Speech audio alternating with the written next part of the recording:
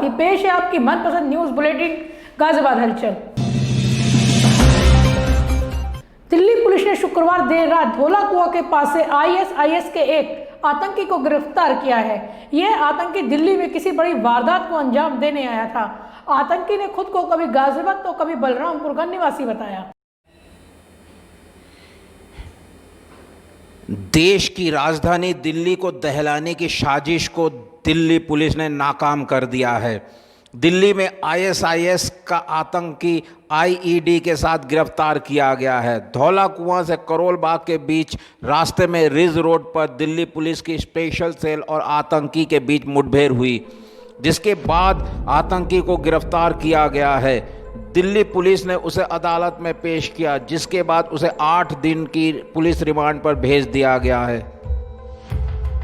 आतंकी के पास से 2 प्रेशर कुकर, आईईडी, हथियार और साथ ही कुछ अहम दस्तावेज भी बरामद हुए हैं। शुक्रवार रात करीब 11:15 बजे दिल्ली पुलिस आर्मी स्कूल के पास बाइक पर सवार आतंकवादियों का पीछा कर रही थी। मोटरसाइकिल पर सवार आतंकी ने पहले पुलिस पर 3 राउंड फायरिंग की, फिर जवाब में पुलिस ने भी 5 राउंड से ज़्यादा फायर किए। आखिरकार आतंकी को दबोच लिया गया। इस आतंकी का नाम मोहम्मद यूसुफ बताया गया है। वह आईएसआईएस से जुड़ा हुआ है। आतंकी अपने घर के पते के नाम पर पुलिस अधिकारियों को 6 जगह का नाम बता चुका है। पहले कहा कि वह यूपी के बलरामपुर का है, लेकिन उसके बाद कहा कि उत्तराखंड के उधम सिंह नगर का है। बाद में उसने गाजियाबाद का निवासी बताया। जानकारी के अनुसार वो स्पेशल सेल को गुमराह करने की कोशिश कर रहा है। उसके 2 साथी फरार बताए जाते हैं। खुफिया एजेंसी को पाकिस्तान से 3 आतंकियों के भारत की सीमा के अंदर घुसने की जानकारी मिली थी। ये आतंकी किसी वीआईपी को अपना निशाना बनाना चाहते हैं और कोई बड़ा विस्फोट भी करना चाहते हैं। बताया जा रहा है कि राजधानी में इस आतंकी के टारगेट पर कोई नामी हस्ती थी। हालांकि उस नामी शख्स के नाम का खुलासा अभी तक नहीं किया गया। पुलिस आतंकवादी से पूछताछ कर रही है।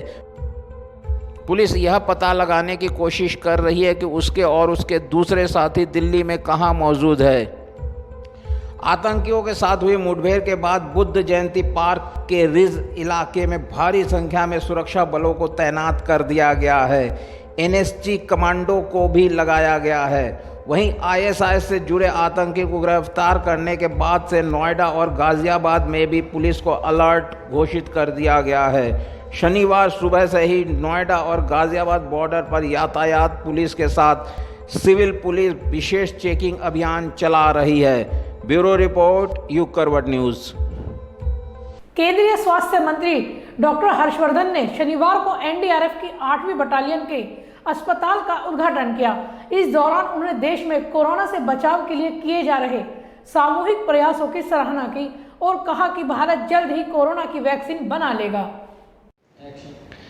कमला नेहरू नगर स्थित एनडीआरएफ में सीबीआई रुड़की के सहयोग से बनाए गए अस्पताल का उद्घाटन कर दिया गया।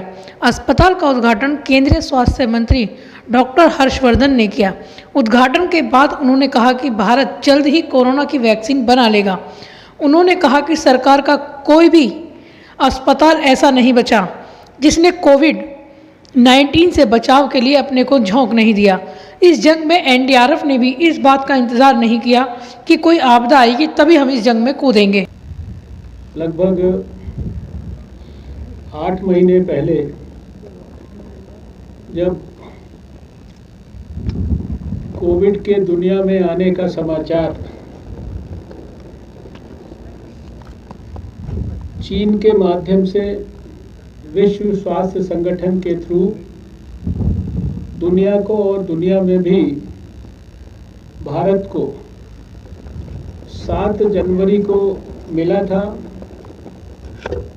उसके तुरंत बाद 8 जनवरी से ही हमारे स्वास्थ्य मंत्रालय ने कोविड के खिलाफ जंग की पूरी स्ट्रैटेजी को बनाना प्रारंभ किया था। और मुझे इस बात की खुशी है कि इस जंग के 8वें महीने में आते आते शायद देश के अंदर कोई सरकार की संस्था, कोई गैर सरकारी संस्था, कोई गवर्नमेंट का डिपार्टमेंट ऐसा नहीं बचा जो कि कोविड के खिलाफ जंग में जिसने अपने आप को झोंक न दिया हो। जुलाई और अगस्त महीने के अंदर सभी ने कहा था कि भारत के अंदर 300 मिलियन केस इस समय तक हो जाएंगे, बीमारी बेकाबू हो चुकी होगी, लेकिन देश में सभी के सामूहिक प्रयासों से इस बीमारी से बचाव का प्रयास किया। केंद्रीय मंत्री ने कहा कि दुनिया में सबसे बेहतरीन रिकवरी रेट भारत का है। इस दौरान केंद्रीय मंत्री ने श्री राम मंदिर निर्माण का भी जिक्र किया। तो मैं स्वयं, क्योंकि मैं CSIR की सब लेबोरेटरीज में भी गया हूँ, जिस लेबोरेटरी में ये अस्पताल 3 दिन के अंदर बनकर तैयार करने की क्षमता विकसित हुई, इस अस्पताल के इंग्रेडिएंट्स को अपने कंधे पर उठाकर लोग आगे चल सकते हैं। एक ट्रक के अंदर कई अस्पतालों का सामान जो है वो एक जगह से दूसरी जगह ट्रांसफ़र किया जा सकता है। ये जो हमारा सेंट्रल बिल्डिंग रिसर्च इंस्टीट्यूट है, ये CSIR का एक प्रतिष्ठित संस्थान है। NDRF के DG ने कहा कि वर्तमान में आपदा से निपटने के लिए आज NDRF दुनिया की श्रेष्ठ वाहिनी है। यह डिजास्टर फोर्स है जो आपदा के समय तत्काल लोगों को मदद पहुंचाने का काम करती है, जबकि अन्य देशों में यह फायर सर्विस व डिजास्टर समायोजित है। NDRF के इंफ्रास्ट्रक्चर डेवलपमेंट में अभी we are still a work in progress. ये एक यंग फोर्स है और भले 2006 में इसका गठन हो गया था, लेकिन अगर ऑपरेशनली इफ़ेक्टिव होने की बात कही जाए तो ये 2010 में ही इफ़ेक्टिव हो पाया पूरी तरह से। और 2010 से आज का अगर सफ़र है तो ये एक दशक का सफ़र है, जो कि एक राष्ट्रीय स्तर के बल के लिए बहुत बड़ा सफ़र नहीं कहलाएगा। फिर भी NDRF में बनाए गए इस अस्पताल की क्षमता 10 बेड की है, जो पूरी तरह से वातानुकूलित है। वह आधुनिकतम सुविधाओं से लैस है। अस्पताल में OPD, डिस्पेंसरी, विभिन्न प्रकार के टेस्ट के लिए लेबोरेटरी की भी व्यवस्था है। ब्लड प्रेशर तथा ऑक्सीजन की मात्रा जांचने हेतु पैरा मॉनिटर, ECG मशीन व चिकित्सालय के प्रत्येक बेड तक ऑक्सीजन की पाइपलाइन की भी व्यवस्था की गई है। कोविड-19 महामारी को देखते हुए चिकित्सालय में आइसोलेशन वार्ड व क्वारंटाइन वार्ड की भी व्यवस्था की गई है। अस्पताल में सेंसर चलित वॉशिंग पॉइंट्स एवं हैंड सैनिटाइजर पॉइंट्स दिए गए हैं। CSIR CBRI द्वारा इस अस्पताल का डिज़ाइन इस प्रकार तैयार किया गया है कि इसे जल्दी से जल्दी लगाने के साथ साथ जरूरत पड़ने पर आसानी से आपदा प्रभावित क्षेत्रों में ले जाकर पुनः स्थापित किया जा सकता है। ब्यूरो रिपोर्ट, युग करवट न्यूज़। लंबे इंतजार के बाद भाजपा ने अपनी प्रदेश कार्यकारिणी की घोषणा कर दी है। कार्यकारिणी में गाजियाबाद से सुनीता दयाल और नोएडा से पंकज सिंह और सुरेंद्र नागर को उपाध्यक्ष बनाया गया है, तो पश्चिमी क्षेत्र के अध्यक्ष अश्वनी त्यागी को प्रदेश महामंत्री की जिम्मेदारी दी गई है। करीब 1 साल के इंतजार के बाद भाजपा ने शनिवार को प्रदेश कार्यकारिणी का गठन कर लिया। कार्यकारिणी में हर क्षेत्र को समुचित प्रतिनिधित्व दिया गया है। भाजपा प्रदेश अध्यक्ष पद पर स्वतंत्र देव सिंह की नियुक्ति के बाद से ही नई कार्यकारिणी का इंतजार किया जा रहा था। नई कार्यकारिणी में गाजियाबाद से सुनीता दयाल को प्रदेश उपाध्यक्ष बनाया गया है। इसके अलावा वाराणसी से लक्ष्मण आर्य, नोएडा से पंकज सिंह, लखनऊ से विजय बहादुर पाठक, मेरठ से कांता करदम, लखनऊ से सलील बिश्नोई, बलिया से दयाशंकर सिंह, नोएडा से सुरेंद्र नागर, मुरादाबाद से सतपाल सैनी, बहराइच से पदम सिंह चौधरी, आजमगढ़ से नीलम सोनकर, कानपुर से कमलावती सिंह, कानपुर से ही प्रकाश पाल, लखनऊ से संतोष सिंह, मेरठ से देवेंद्र चौधरी, हाथरस से ब्रज बहादुर उपाध्याय को उपाध्यक्ष बनाया गया है। महामंत्री के रूप में JPS राठौर, गोविंद नारायण शुक्ल, अश्वनी त्यागी, अमरपाल मौर्य, सुब्रत पाठक, अनूप गुप्ता और प्रियंका रावत को जिम्मेदारी दी गई है। प्रदेश मंत्री के रूप में त्रयंबक त्रिपाठी, सुभाष यदुवंशी, संजय राय, चंद्रमोहन सिंह, देवेश कोरी, शंकर गिरी, अंजुला माहौर, अशोक जाटव, प्रांशु दत्त द्विवेदी, मीना चौबे, रामचंद्र कनौजिया, विजय शिवहरे, शंकर लोधी, शकुंतला चौहान, अनामिका चौधरी निषाद और पूनम बजाज को जिम्मेदारी दी गई है। प्रदेश कोषाध्यक्ष के पद पर मनीष कपूर और सह कोषाध्यक्ष के रूप में संजीव अग्रवाल को मनोनीत किया गया है। ब्यूरो रिपोर्ट, युग करवट न्यूज़। गणेश स्थापना के साथ ही शनिवार को गणेश महोत्सव का शुभारंभ हो गया है। शासन की गाइडलाइन के अनुसार इस बार पंडालों के बजाय घरों में, मंदिरों में धूमधाम से बप्पा की स्थापना की गई। इस बार भक्तों से गणपति का विसर्जन भी नहीं करने की अपील की गई है। शनिवार को गणेश चतुर्थी के साथ ही गणेश महोत्सव का शुभारंभ हो गया। कोरोना संक्रमण को देखते हुए इस बार पंडालों में गणेश महोत्सव मनाने की इजाज़त नहीं है। ऐसे में लोगों ने घर में ही गणपति बप्पा की मूर्तियां सजाकर स्थापना की। दुधेश्वरनाथ मंदिर में धूमधाम से गणेश स्थापना की गई। हालांकि इस बार कोरोना संक्रमण के कारण बप्पा की प्रतिमा का आकार कम हुआ है, तो वहीं कोविड-19 नियमों के कारण भक्तों से कम मंदिर में आने की अपील की गई है। मंदिर प्रशासन द्वारा सुबह के समय बप्पा की स्थापना की गई। आज गणेश चतुर्दशी के दिन हमारे कैलाशनाथ तिवारी जी और दुधेश्वर के सभी आचार्य लोगों ने प्रातःकाल 7:30 बजे जो है मूर्ति का स्थापना किया, 9 बजे तक पूजन किया। उसके बाद में जो गणेश जी का बोलते हैं कि जन्म जो हुआ था वो दोपहर में हुआ था, जो दोपहर जो है दोपहर का काल है, तो ये जो है 11:07 और 42 सेकंड उस टाइम शुभ मुहूर्त, और उसके बाद में 12 बजे तक पूरा रात को शाम तक जो है बहुत शुभ मुहूर्त है, बहुत अच्छा मुहूर्त है। इस मुहूर्त में जो है गणेश जी का पूजन पाठ वगैरह जो मंत्रों का जाप वगैरह हुआ। ये गणपति महोत्सव जो है हम लोग मनाते हैं, गणेश जन्मदिन के रूप में मनाते हैं। गणेश महोत्सव जो है जन्मदिन के रूप में मनाते हैं। महंत नारायण गिरी ने कहा कि इस बार गणपति महोत्सव का बेहद शुभ संयोग है। 126 साल बाद ऐसा संयोग आया है जो हर राशि के लोगों के लिए बेहतर होगा। उन्होंने कहा कि इस समय कोरोना संक्रमण के कारण लोग मानसिक तनाव से जूझ रहे हैं, वह गणपति की पूजा करें तो उन्हें इससे राहत मिल सकेगी। तो ये जो है 127 साल हो गए, 127 साल से निरंतर जो है ये जो पूजा पाठ चल रहा है। और विशेष रूप से गाजियाबाद में 2005 से जब हम शुरुआत किया था तो बहुत बड़ा जुलूस, शोभा यात्रा, लड्डू वगैरह बनते हैं, परंतु इस टाइम कोरोना के हिसाब से देखते हुए बहुत सूक्ष्म रूप से भगवान का छोटा मूर्ति, पूजा पाठ वगैरह सब अनुष्ठान के रूप में कि इस टाइम में 126 साल के बाद में ऐसा योग बन रहा है। 126 साल के बाद में ऐसा योग बन रहा है जिसमें कि बहुत ही शुभ मुहूर्त है, बहुत ही अच्छा है प्रत्येक व्यक्ति के लिए और सभी राशि वालों के लिए बहुत शुभदायक फल है उसके अंदर में। तो ये गणपति जी का पूजन पाठ करें। इस बार दुधेश्वरनाथ से निकलने वाली भव्य विसर्जन यात्रा भी नहीं निकाली जाएगी। महंत नारायण गिरी ने भक्तों से अपील की है कि वे घरों में ही बप्पा की स्थापना करें, उनका विसर्जन ना करें और उन्हें घर में ही स्थापित रखें ताकि संक्रमण से बचा जा सके। बप्पा की स्थापना के लिए मूर्तिकारों के यहाँ सुबह से ही प्रतिमा लेने वालों का तांता लगा रहा। ब्यूरो रिपोर्ट, युग करवट न्यूज़। जिला कांग्रेस कमेटी ने अपनी 25 पदाधिकारियों की कार्यकारिणी की घोषणा की है। कमेटी में 1 कोषाध्यक्ष, 5 महासचिव, 5 उपाध्यक्ष, 13 सचिव नियुक्त किए गए हैं। जिला कांग्रेस कमेटी ने शनिवार को कार्यकारिणी की घोषणा की है। इस कार्यकारिणी में 25 पदाधिकारी बनाए गए हैं।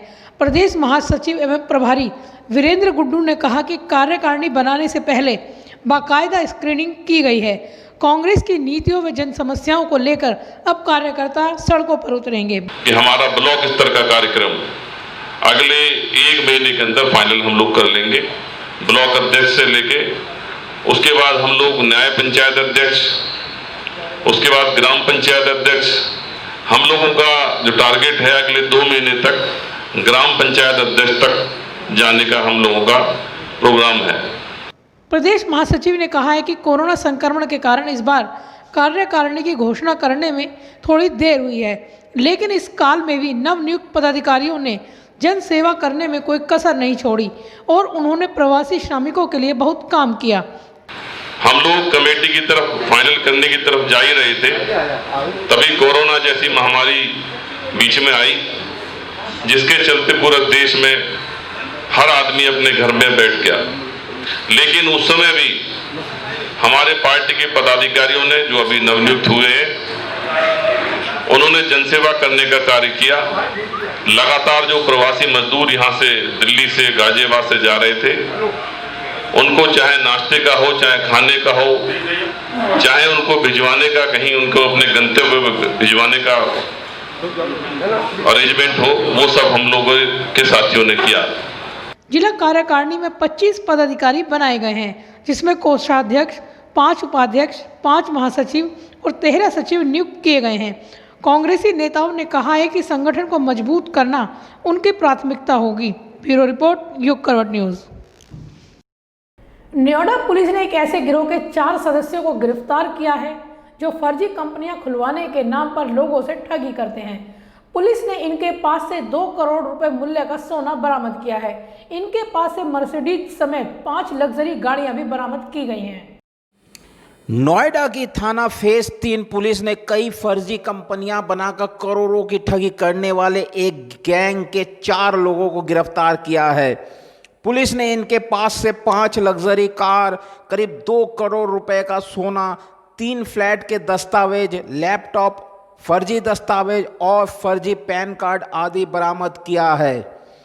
थाना फेज 3 पुलिस ने एक सूचना के आधार पर शनिवार को अंकुर उर्फ सोनू वर्मा, सुनील मिस्त्री, रविंद्र कुमार और सुनील कुमार नामक 4 लोगों को गिरफ्तार किया है।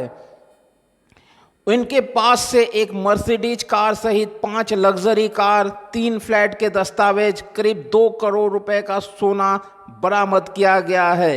इनके बैंकों में रखे करोड़ों रुपए भी पुलिस ने जब्त कर लिए हैं। क्या काम करती थी कि इस तरह से ये बिग बाजार और फ्रेंचाइजी देते थे ये लोग। इसमें लोग इन्वेस्टमेंट करते थे, उनको रिटर्न मिलता था और 10% कमीशन मिलता था।